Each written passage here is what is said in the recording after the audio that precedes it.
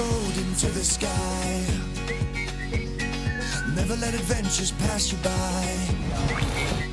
Be free and follow your crazy dreams. We're living our vision in the RV. Come ride with us and you'll be free.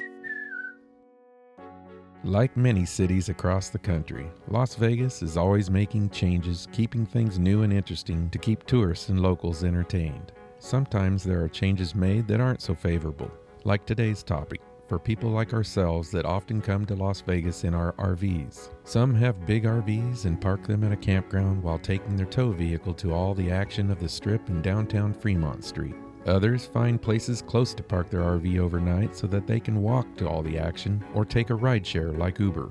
We've done a little bit of it all, but ever since we've been in the 24-foot Gretsch Strata Ion camper van, it's been our home and our vehicle to take everywhere we go. For us, we can't park in most parking garages because of our height mostly, which accounts for most of the area parking. In the past, we've always had 3 go-to places for parking, which 2 of the 3 were always free. But we have recently learned that they have now made some big changes that makes it more difficult and more expensive for someone in an oversized vehicle. For instance, the big parking lot behind the giant Ferris wheel called the High Roller is $18 per day and $20 per day on weekends for both guests and non-guests, which used to include oversized vehicles.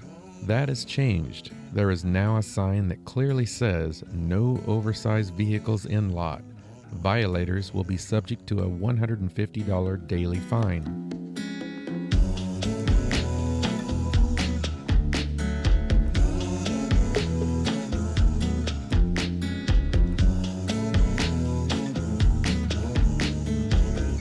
We reached out to confirm this with Caesars, who owns and manages the lot, and also asked about our 24-foot van, and they said that only minivans would not be considered an oversized vehicle.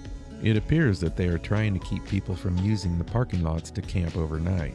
There is, however, oversized parking behind the old Bally's, now the Horseshoe Casino.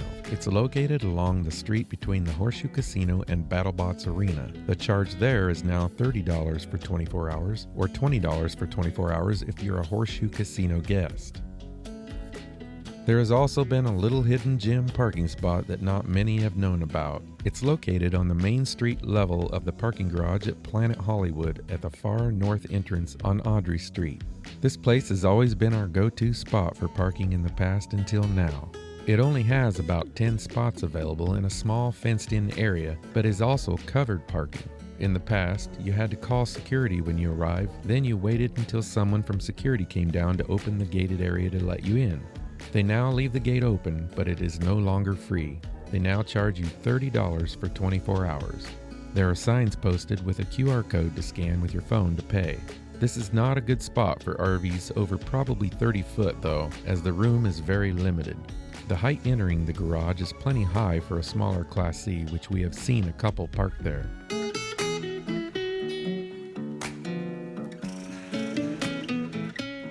Many of you have known about the RV campground at Circus Circus as the only campground on the Strip. However, after calling Circus Circus, their RV park is closed quite often due to nearby festivals that lease the land, and in fact is currently closed as of the time of this video until May 15, 2024.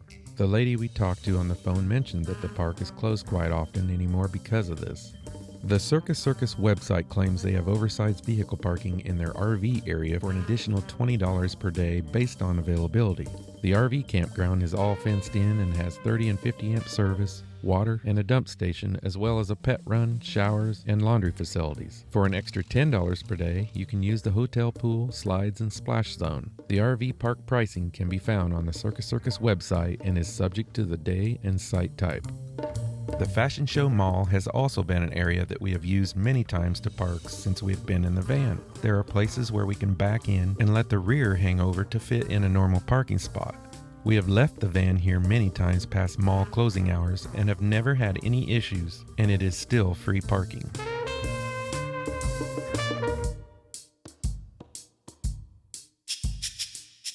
And then there is the Main Street Station RV Campground. We're down at Main Street Station RV Park. It's kind of noisy here, sorry. I just have an iPhone right now, so I don't have our mic. We got so excited to go eat that we just left the van and we're like, oh, we forgot to tell everybody where we're at. We're clear down there if you can see that. And these are the showers. These showers are actually very nice. They definitely have been updated. Showers are nice. They all worked well.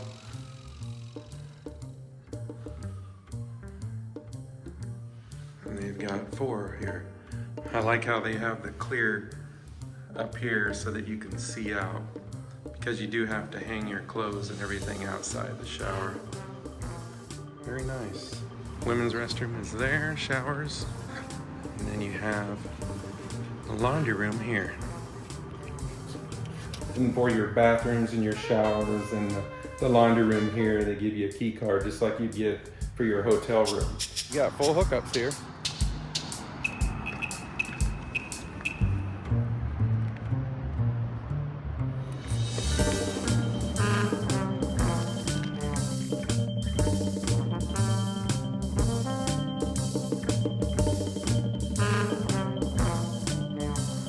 And it's right across from Main Street Station, of course. That's where you have to go into the hotel lobby and check in. And they give you a tag. So when you come, you can get in here, go ahead and park somewhere, and then walk over to Main Street Station and check in, and then they'll assign you a site.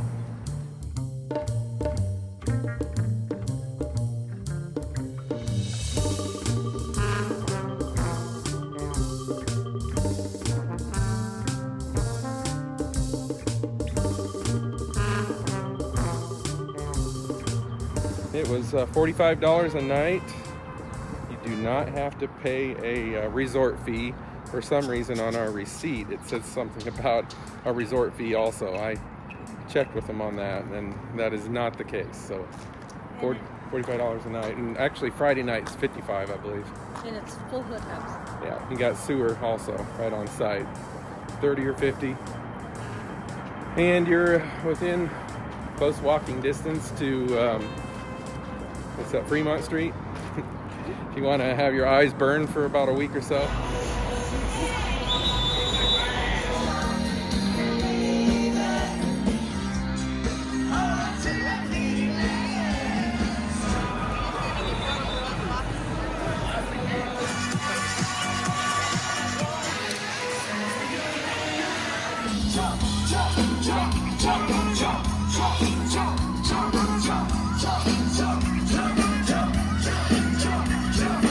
Main Street Station, last time we were here, 4 years ago, when we stayed here anyway, we ate at a buffet over there that was pretty good from what we remember. So we're gonna try it again now. There's Main Street Station.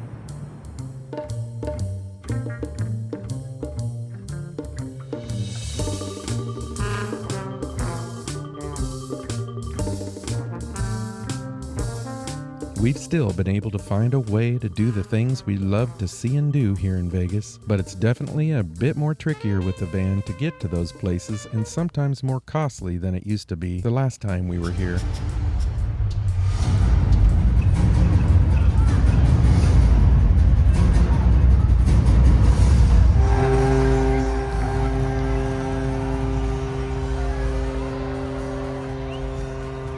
So if it's been a couple years since you've been to Las Vegas like us, we're hoping that all this information will help you and others plan for your next visit to Las Vegas in your RV. We give it our best, but sometimes we need to stop to see what we have ourselves. I'm grateful about everything, because we have been working hard right from the very start. Thought we get this far, but now it's time for us to stay out until it's late. We've come a long, long way, so we deserve it, mate. Call it a day and celebrate. Let's celebrate. Call it a day. Let's celebrate. Call it a day and celebrate. Let's celebrate. Call it a day. Don't forget to subscribe to our channel, click that little bell, and hit that thumbs up.